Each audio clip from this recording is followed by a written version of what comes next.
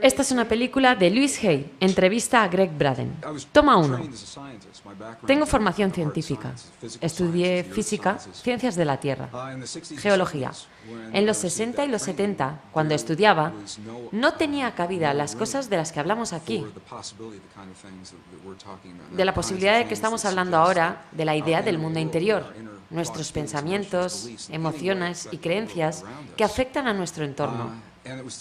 Fue por experiencia directa que descubrí el secreto que todos saben, menos nosotros aquí, los occidentales. Casi todas las otras culturas, desde los monasterios de Egipto, el Tíbet e India, hasta Bolivia y Perú, las tradiciones andinas, todos saben que nuestra experiencia interior afecta al mundo. Y nuestra ciencia lo ha ignorado. No estaba permitido históricamente. Como científico busco respuestas alrededor. Así que viajé a esos sitios, a monasterios, a esos países. Conocí en persona a gente que practicaba las tradiciones que enseñaba Luis y los otros autores con quienes tengo el honor de compartir esta información. Comprendí que la ciencia se había equivocado en esto. Aquí es donde se equivocó, en dos sitios. La ciencia moderna ahora está rectificando, pero el primero es que el espacio no está vacío como creíamos,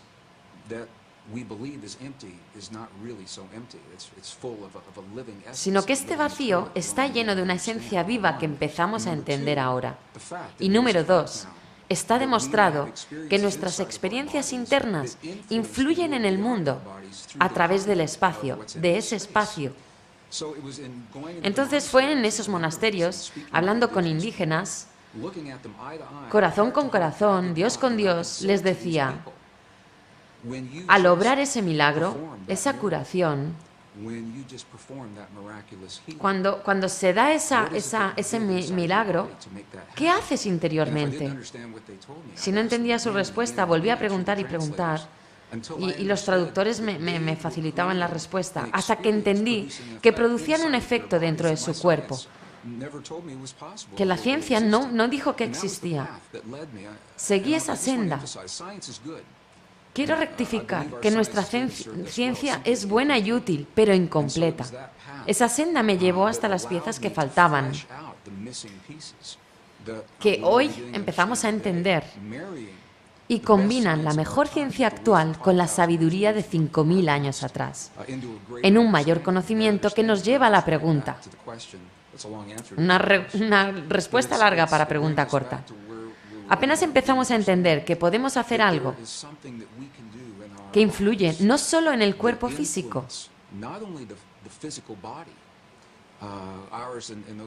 el nuestro y el de quienes nos rodean, sino que en la realidad física. Y eso cambia todo lo que en Occidente creíamos de nosotros. Como científico, sé que es una forma distinta de vernos a nosotros y de ver el mundo. Hay una curva de aprendizaje para mi público, amigos, parientes y colegas. No es tema de conversación habitual en una organización técnica. No se despiertan pensando qué sueños y sanaciones tuvieron el fin de semana. Hablan de fútbol, de lotería. Pero la relevancia en nuestra vida está en las experiencias diarias. Que seamos conscientes o no de ello, afectan a nuestro cuerpo y nuestro mundo.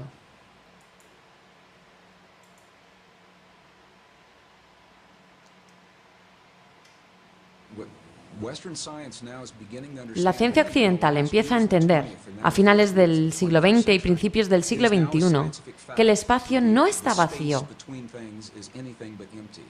sino lleno de una energía oscilante, tan nueva que no hay acuerdo sobre su nombre. Unos la llaman holograma cuántico, suena muy técnico. El doctor Edgar Mitchell astronauta con quien he compartido escenario, la llama mente natural. Stephen Hawking la llama mente divina.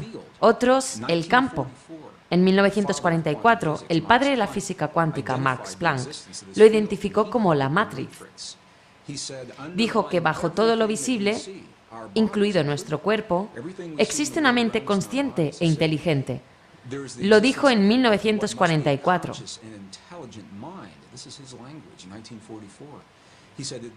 Esta mente es la matriz de la materia. De ahí salió la saga de Matrix, la película un documental. Sabemos que podemos influir en ese campo, de formas que estamos descubriendo con el corazón, no con la mente. La mente es importante. Los antiguos la distinguen de los sentimientos. Estos, centrados en el corazón, son emociones coherentes. Sentir amor, compasión, comprensión, perdón, cambia la autoestima. Esto altera los campos electromagnéticos del corazón. Y estos cambian la materia que forma lo que nos rodea. El corazón es el campo magnético más fuerte del cuerpo y el campo eléctrico más fuerte, más incluso que el cerebro, que también genera esos campos, pero el corazón es más fuerte. Ahora la ciencia dice que el cambiar el campo del átomo, cambias los átomos que nos componen. Los sentimientos inciden en el campo que interconecta la materia y alteramos nuestra realidad de forma casi milagrosa. Para nuestra ciencia, por supuesto. Es el secreto que solo nosotros ignoramos. La ciencia solo empieza a entenderlo. Las antiguas culturas indígenas parten de ahí, de que todo está conectado y somos parte de ello. Y van más allá, nos enseñan a actuar sobre el cuerpo para curarnos y sanar a otros. Nuestro cuerpo y el de otros, cambiar el autoestima. El cuerpo lo refleja. No tiene que ser un proceso lento, puede ser muy rápido. En minutos puede ocurrir. Tenemos vídeos de hospitales sin medicinas en Pekín, donde emplean estas prácticas desde hace miles de años. Vemos el cuerpo de una mujer con un tumor que, según nuestra ciencia, es inoperable. Y 3 médicos que entienden el lenguaje emocional crean en sí un sentimiento. No ven el tumor como un mal. Ven a la mujer entera, sana, vital, capacitada, totalmente capacitada. Intensifican ese sentimiento. El cuerpo de ella lo refleja. Y se ve en sonogramas que el tumor desaparece en 3 minutos. La realidad cambia deprisa. La ciencia occidental se desmarca de esto. He hablado con científicos y médicos que dicen, es un milagro. Lo estudiaremos cuando hallemos cura para el cáncer. O una manera mecánica de curar, un proceso mecánico.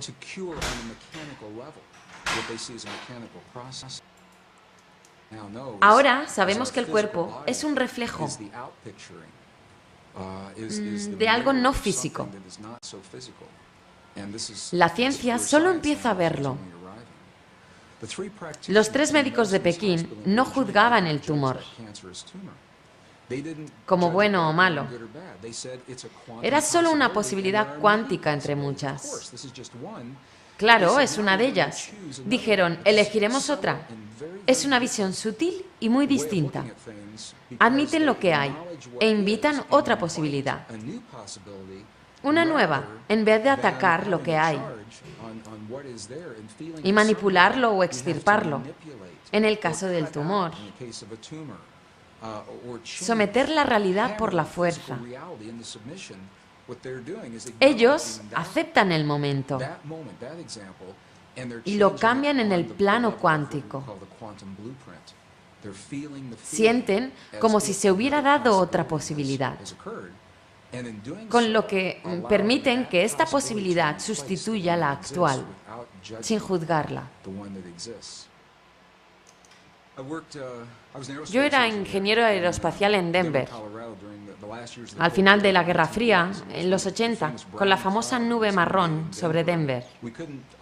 Los coches tenían que circular en días distintos.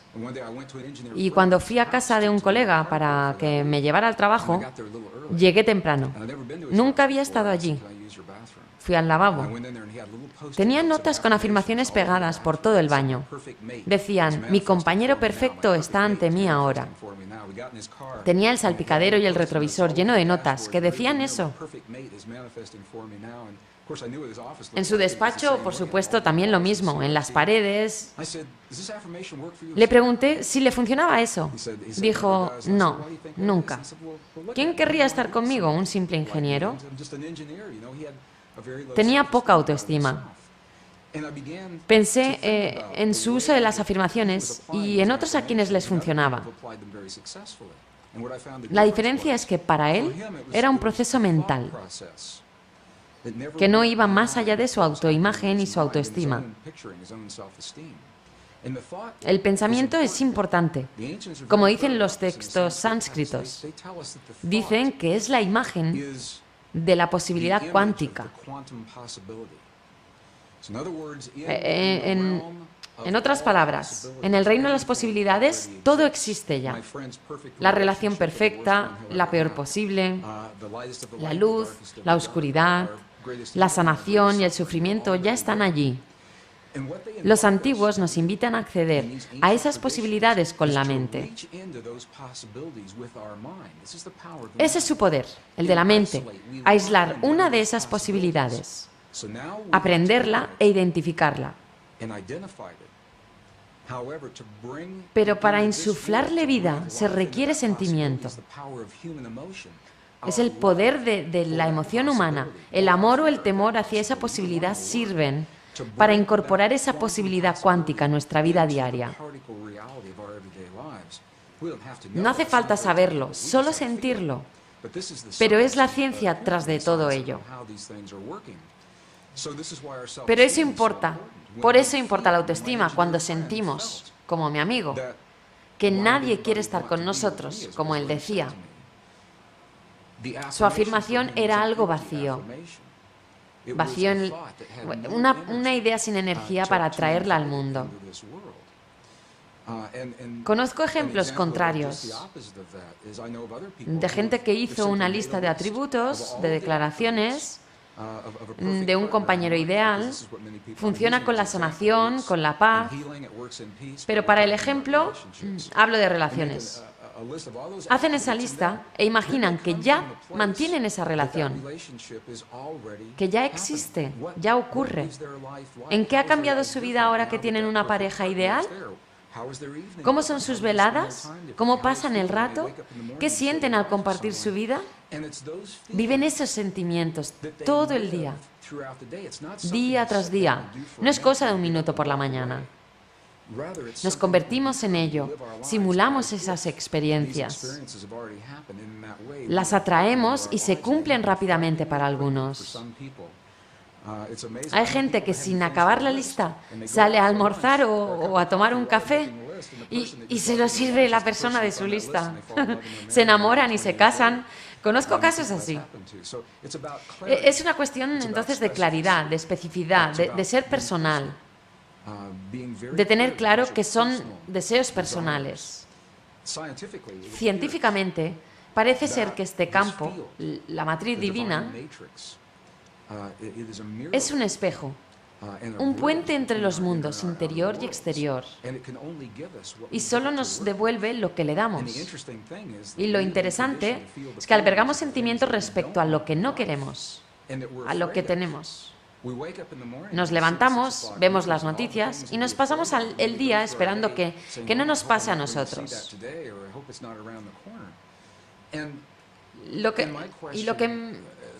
Lo que me fascina, ¿por qué interiorizamos lo que no queremos y no lo contrario?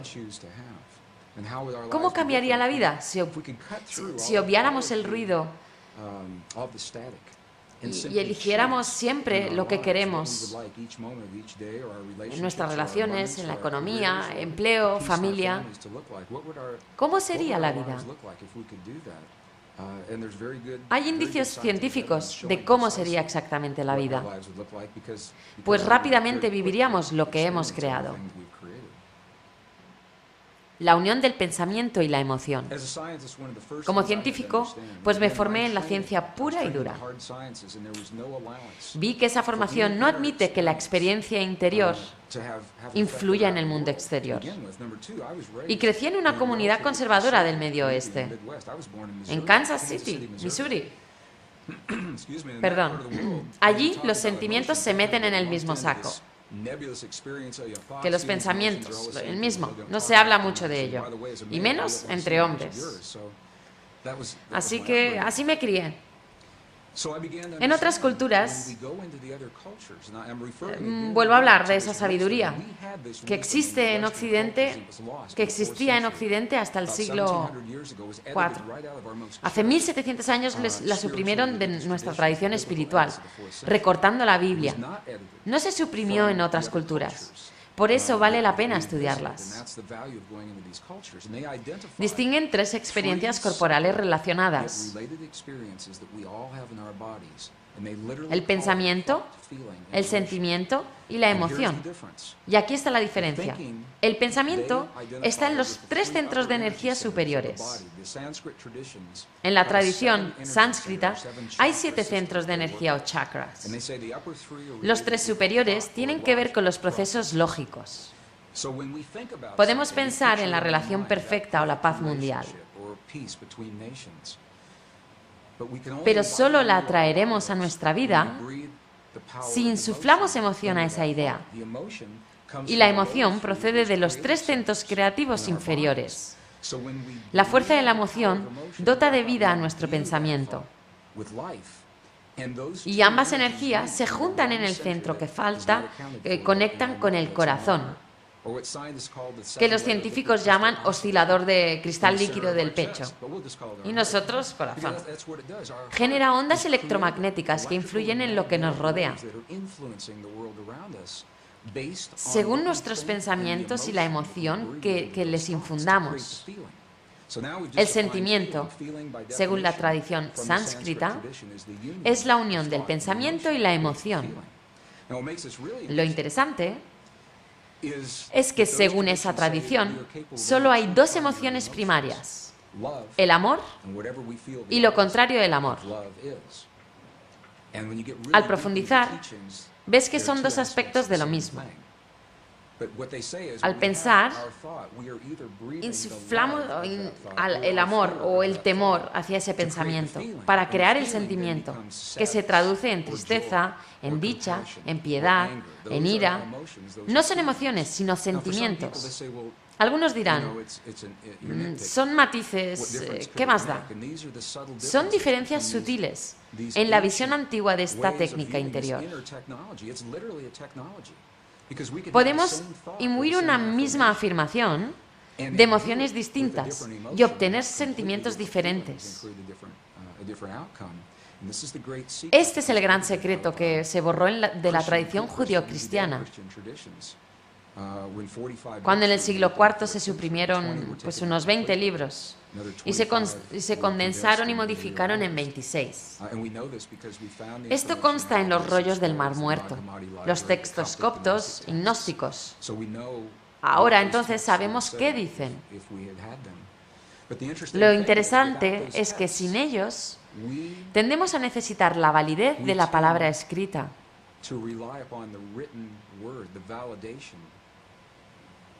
Para sentir ese poder. Todos influyen que el cuerpo tiene un gran potencial. En todos los continentes he preguntado a mis oyentes, ¿lo sentís? Y dicen sí. Lo intuimos, pero no lo captamos. ¿Por qué? Intuimos que hay algo más en nosotros, pero necesitamos que un texto de 6.000 años o un estudio científico pues nos lo confirmen. Ese es el valor de esos textos, las palabras literales. de Santo Tomás en su Evangelio perdido, que dice: cuando los dos se unan, el pensamiento y la emoción, le dirás a la montaña, muévete, y ésta se moverá. Yo creía que era una metáfora, pero para mí, mover un tumor del cuerpo de una mujer es mover una montaña.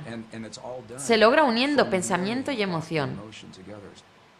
El sentimiento es un lenguaje. En 1998 viajé a las tierras altas de China y Tíbet. Nos concedió audiencia un abad, anciano líder de una secta del monasterio. Murió hace un par de años. Me alegro de haber hablado con él. Le hice la misma pregunta que a los monjes, monjas y chamanes en Perú y Bolivia. Me dio una clara respuesta. Le dije: cuando les vemos rezar en la sala de oración 12, 16, 18 horas al día, con campanas, cuencos, mantras, gongs, incienso, les vemos por fuera, pero ¿qué hacen por dentro? Me miró y dijo: ¿no has visto nuestros rezos? Pues no se pueden ver. Lo que ves es lo que hacemos para crear el sentimiento, y el sentimiento es el rezo. Me devolvió la pregunta: ¿cómo lo hacéis vosotros? Pensé en ello y comprendí que, al perder las palabras en nuestra tradición espiritual, que nos dicen que el sentimiento es un lenguaje que le habla al cuerpo, pensamos que las propias palabras son los rezos o afirmaciones. Y las repetimos y repetimos en momentos adecuados. Decimos una y otra vez nuestra afirmación. Y si no funciona, nos frustramos y culpamos a nuestra afirmación.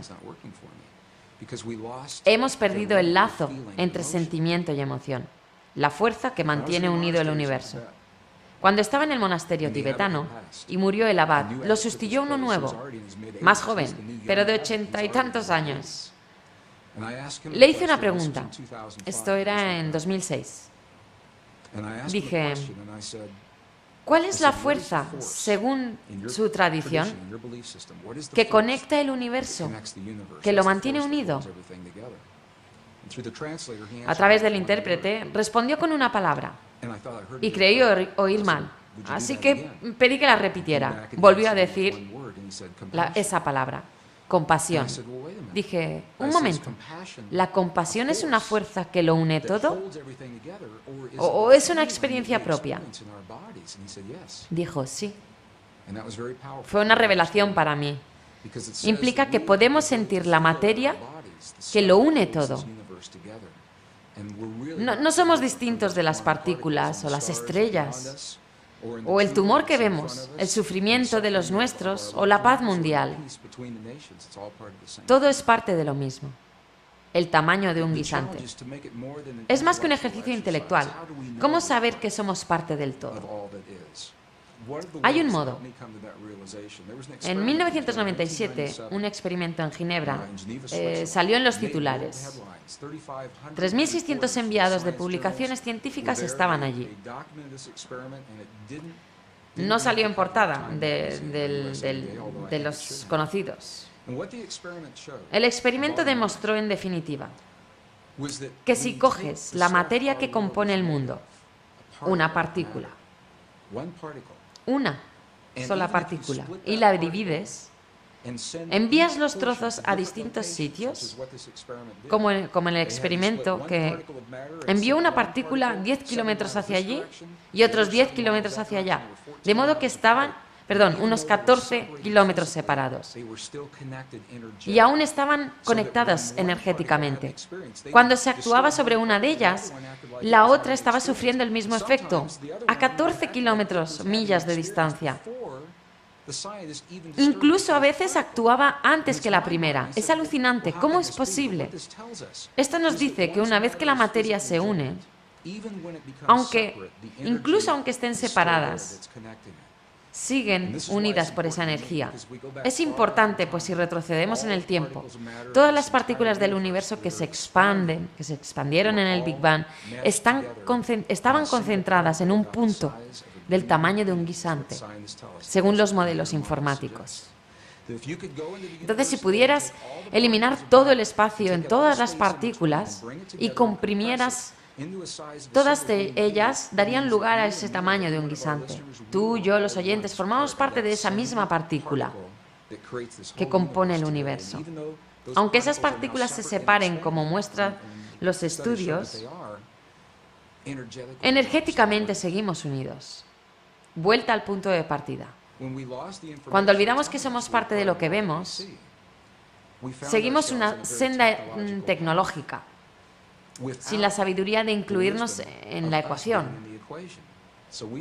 Nos creímos separados del mundo exterior. La tecnología ha llegado tan lejos que nuestra vida está amenazada por nuestra tecnología, la guerra, los virus o el cambio climático. Así que creo en volver a los inicios. Para sobrevivir a esta época debemos incluirnos en la ecuación.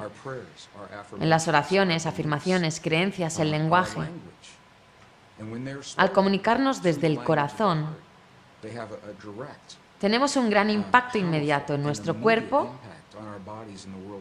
y en el mundo que nos rodea. Nos invita a ser conscientes de lo que albergamos en el corazón, como nuestra realidad, porque lo vivimos, la luz y la oscuridad, los temores y las dichas. La matriz divina es literal. Empezamos ahora a comprender que la emoción y las creencias son literalmente un lenguaje no verbal que el campo entiende. El campo funciona en tiempo real. No sabe qué pasará dentro de un rato. Si dices en tu afirmación, dentro de 20 minutos quiero que se manifieste mi pareja ideal, no sabe qué significa eso. Es una planificación, una aplicación en el tiempo real.